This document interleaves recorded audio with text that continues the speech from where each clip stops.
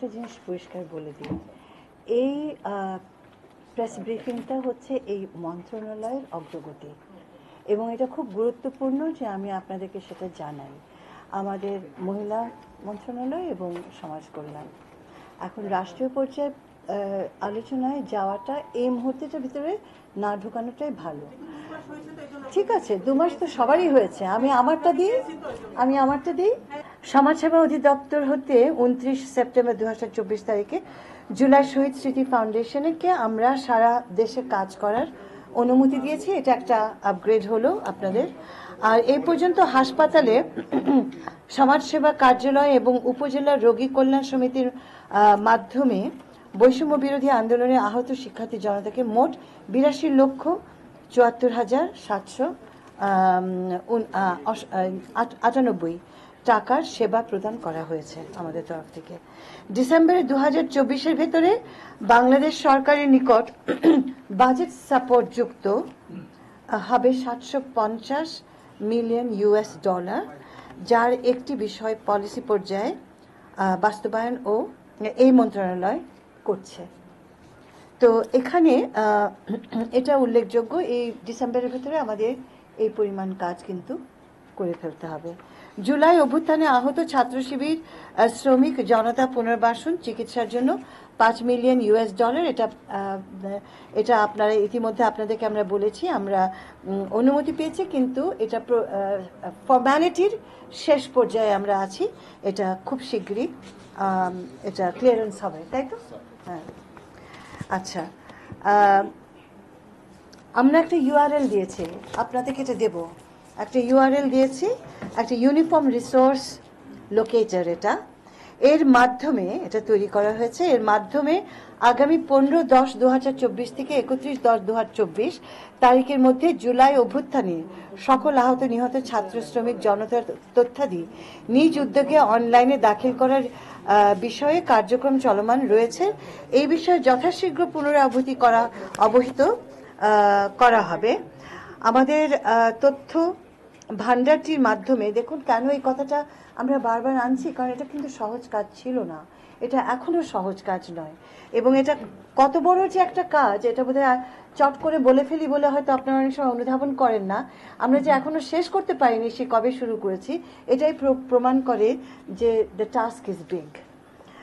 আমাদের তথ্য ভান্ডারটির মাধ্যমে তথ্য সংগ্রহ করে তা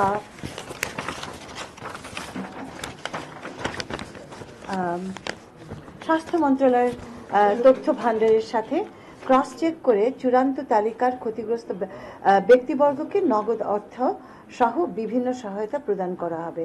ইতিমধ্যে আমরা আমাদের তালিকার ভিত্তিতে, যেহেতু অনেক ছেলেমেয়ের কাছে পৌঁছাতে হবে, আমরা একটা মেইন স্ট্রিম জায়গায় যাওয়াটাও সময়ের ব্যাপার, সেহেতু আমরা ইতিমধ্যে 200 জনকে আমাদের তালিকার থেকে সহায়তা দিয়েছি। তথ্য ভান্ডারের সাথে ক্রস চেক করে চূড়ান্ত তালিকার ক্ষতিগ্রস্ত ব্যক্তিবর্গকে নগদ অর্থসহ বিভিন্ন সহায়তা, এটা আমরা বলেছি, তারপরে একটা বলা দরকার। এবং চিকিৎসা, প্রথমে কি বলে এমার্জেন্সি সাহায্য, দীর্ঘ চিকিৎসা, তারপরে তাদেরকে কর্মক্ষম করা এবং যেখানে যতটুকু সম্ভব কাজের ভিতরে নিয়ে আসা। স্যার সলিমুল্লাহ এতিমখানার অবৈধ দখল থেকে 40 কাঠা জমি উদ্ধার করা হয়েছে। ইতিমধ্যে এতিমখানার জমির রেকর্ড সংশোধনের আবেদন করা হয়েছে। সিটি জরিপে ভুল এসেছে, মামলাটা নম্বরটায় দেওয়া হলো। নাম্বারটা কি আমরা দিয়ে দিচ্ছি না? নাম্বারটা আচ্ছা, এটা মামলার নাম্বার হচ্ছে 50/2014, তাই তো দিচ্ছি। আচ্ছা, সমাজ কল্যাণ মন্ত্রণালয়ের পরিবীক্ষণ ও মূল্যায়ন অধিশাখা খোলার বিষয়ে কার্যক্রম এটা আমরা শুরু করে দিয়েছি। এটাও একটা আমাদের অগ্রগতি, যে আমাদের পরিবীক্ষণের যে সেলটা সেটাও কিন্তু ডেভেলপ করেছে এবং কাজটা আমরা শুরু করেছি।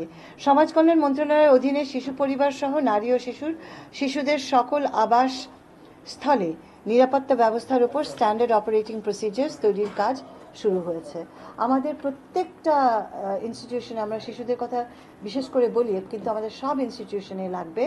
আমাদের অব্যবস্থাপনার পরিপ্রেক্ষিতে আমরা প্রত্যেকটা একটি করে পরিবর্তন করছি। আমরা এসওপি, আপনারা সবাই জানেন এসওপিটা কি, স্ট্যান্ডার্ড অপারেটিং প্রসিজার্স আমরা তৈরি করছি। ইনশাল্লাহ খুব শিগগিরই ওটা মাথায় রেখে আমরা ব্যবস্থাপনাকে আবার নতুন করে সাজাবো। 5টি বিষয়ে গবেষণা কার্যক্রম আমরা হাতে নিয়েছি।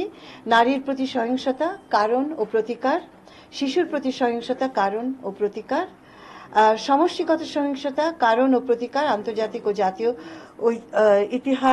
ঐতিহাসিক অবস্থা বিশ্লেষণপূর্বক রাজনৈতিক ও সামাজিক সমষ্টিগত সহিংসতার কারণ ও প্রতিকার নির্ণয় করতে হবে।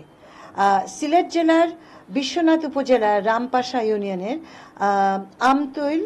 আমতৈলে মাখার গাঁও আছে, ধলিপাড়া ও জমশেদপুর গ্রামে তুলনামূলকভাবে প্রতিবন্ধী ব্যক্তি ও শিশুর সংখ্যা বেশি।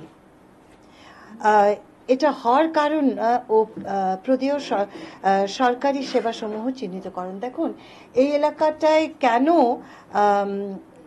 এই ব্যতিক্রম জায়গায় এবং কেন এখানে এত বেশি হয় এটা কিন্তু আমাদের বোঝা খুব দরকার। আর ওখানে হয়তো আমাদের আলাদা নজর দেওয়া দরকার, সেই কারণে আমরা এই জায়গাটা স্টাডি করে নিচ্ছি। এছাড়াও গুরুতর আহত ও ক্ষতিগ্রস্ত পরিবারের মধ্যে প্রয়োজন অনুসারে নগদ অর্থ সহায়তা প্রদান করা হচ্ছে, এটা চলমান আছে। ম্যাক্সিমাম আমরা 50,000 টাকা করে দিচ্ছি, এটা আপনাদেরও জানিয়ে রাখছি। আপনারা যদি খুব সংকটময় কাউকে পান দয়া করে জানাবেন, আমরা আপ্রাণ চেষ্টা করব তার কাছে সাহায্য পৌঁছে দেওয়ার। খুব শীঘ্রই ইন্টার্নশিপ নীতিমালা 2023-এর আওতায় সমাজ কল্যাণ মন্ত্রণালয়ের অধীনে বিভিন্ন অনুবিভাগ, অধিশাখা, শাখা এবং অধীনস্থ দপ্তরের 4 মাস মেয়াদ 12 জন ছাত্রছাত্রীকে ইন্টার্নশিপ প্রদানের কাজটাও শুরু হচ্ছে। বিগত আন্দোলনে আহত শিক্ষার্থী জনতার মধ্যে বিনামূল্যে হুইলচেয়ার ও হিয়ারিং এইড প্রদান করা হচ্ছে। আহত শিক্ষার্থী জনতার মধ্যে যারা নড়াচড়া কম করতে পারছেন তাদের জন্য মোবাইল ভ্যান দিয়ে বাড়ির দোরগোড়ায় সেবা প্রদানের কার্যক্রম চলমান করা হচ্ছে। এগুলো আমরা আগে বলেছি, কিন্তু বলা দরকার এই কারণে যে এই কাজগুলো আমাদেরকে চালিয়ে যেতে করতে হচ্ছে। বৈষম্য বিরোধী শিক্ষার্থী শ্রমিক জনতার আন্দোলনে 2024-এ নিহত এবং আহতগণের সহায়তা ও পুনর্বাসনের জন্য বিশ্বব্যাংক হতে $5 মিলিয়ন সমাজসেবা অধিদপ্তরের দগ্ধ প্রতিবন্ধী ব্যক্তিগণ পুনর্বাসনের কার্যক্রম খাতে সহায়তা পাওয়ার কার্যক্রম চলমান রয়েছে। এই কার্যক্রম বাস্তবায়নের জন্য নিহত এবং আহত সকল ব্যক্তির তথ্য সংগ্রহের মাধ্যমে তালিকা প্রস্তুত করা প্রয়োজন। স্বাস্থ্য মন্ত্রণালয় কর্তৃক, এটা আমরা অলরেডি বলেছি, এটা আমি আর রিপিট করব না, সমাজসেবা অধিদপ্তরের MIS, এটা খুব ইম্পর্টেন্ট। পেরোল আমাদের যে তৃণমূলে যে আমরা টাকা পৌঁছাই এটা নিখুঁত হয় না, এটা আমরা জানি, কিন্তু এখন থেকে আমরা MIS এর মাধ্যমে আমরা মনে করছি যে সিস্টেমটা পাল্টে যাবে থ্রু যখন আমরা এই পুরো জিনিসটাকে MIS এর আন্ডারে নিয়ে আসব। এবং এখানে যে জায়গাগুলো দুর্বল সেগুলো কিন্তু অনায়াসে ধরা পড়ে যাবে, যেহেতু এখন আমাদের ডিজিটাল মেকানিজমটা আরও তীক্ষ্ণ হচ্ছে। এক্ষেত্রে বিদ্যমান পেরোল মডিউলের মাধ্যমে বৈষম্য বিরোধী শিক্ষার্থী শ্রমিক জনতা আন্দোলন 2024-এ নিহত এবং আহত ব্যক্তি ও তার পরিবারের নিকট নগদ সহায়তা প্রদান করা সম্ভব হবে। দেখুন আমাদের অনেক কাজই কিন্তু নগদ টাকা দেওয়া, এই জায়গাটা আমাদের যেমন শক্তি, এই জায়গাটা আমাদের দুর্বলতাও, কারণ ক্যাশ হ্যান্ডেল করা মানেই হ্যাঁ নানান অনিয়ম ঘটে যায়। তো এটাকে আমরা শক্ত হাতে ধরেছি এবং আমার মনে হয় যে এটাও খুব স্বচ্ছভাবে আপনাদের সামনে আসবে। সমাজসেবা অধিদপ্তর কর্তৃক সংগৃহীত তালিকায় API এর মাধ্যমে স্বাস্থ্য মন্ত্রণালয়ের MIS এর তালিকার সাথে যাচাই করা হবে। এটা তো বলা হয়েছে, এগুলো তো আর বলার দরকার নেই, কিন্তু জি হ্যাঁ আচ্ছা এগুলো যৌক্তিকতা ছিল। আচ্ছা ঠিক আছে। একটা জিনিস খুব গুরুত্বপূর্ণ আমরা করেছি, আজকে কোনো ইম্পর্টেন্ট কিছু বাদ গেল না? ঠিক আছে স্যার, বিশ্ব শিশু দিবসে আগামীকাল আমরা কিন্তু 105 জন শিশুকে অনুদান দেব। এটা কিন্তু খুব ইম্পর্টেন্ট যে আমরা শিশু পরিবারগুলো যারা শহীদ হয়েছে আর শিশু পরিবারগুলো যারা খুব আক্রান্ত হয়েছে তাদের পাঁচজন, 105 জনকে। 105 জনকে আমরা কালকে 50,000 করে টাকা দেব এবং শিশু মানপত্র দিবস দেব, হ্যাঁ। শিশু দিবস উপলক্ষে এবং একটা মানপত্র মানপত্র আমরা দেব। কতজন শিশু এই ঘটনায় জি মারা জি আমরা গিয়েছিলেন? স্বাস্থ্য টোটাল সেবা সংখ্যাটি? নিয়ে আসছি 105 জন, টোটাল কি একদম ফাইনাল করেছে ওরা। 105 জন।